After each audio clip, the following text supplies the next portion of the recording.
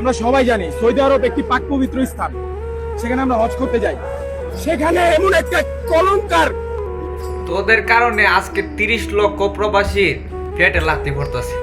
গতকালকে 8,000 প্রবাসীকে দেশও পাঠাইছে। আকামা থাকা সত্ত্বেও অনেককে দৈরা ফাটাইতেছে এখন তোদের কারণে। এই সৌদি আরবে যদি প্রতিবাদ না জানা ফিলিস্তিনের পক্ষে, হ্যাঁ এটা তো প্রতিবাদ ফুষ্টে করা যায়, বিভিন্ন কথা বলা যায়, কিন্তু ছবি দিয়া অপমান করছো সৌদি সরকারে। তার কারণে প্রবাসীদেরকে দৈরা দৈরা দেশও পাঠাইতেছে।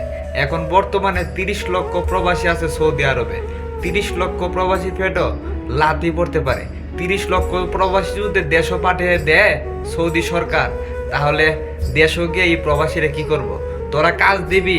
দেশের মানুষ হই, তার দেশের সরকারের নিয়ে যখন অপমান করব, তার দেশের সরকারের নিয়ে ছবি নিয়ে অপমান করব, এগুলা কোনো দেশই মাইনা নিব না। ঠিক আছে, আগে বুঝে এরপরে কথা কইস। ঠিক আছে, যারা এগুলা করছেন তাৎক্ষণিকভাবে বিভিন্ন নিউজের মাধ্যমে ক্ষমা চান। প্রবাসীদেরকে পেটো লাথি দেন না।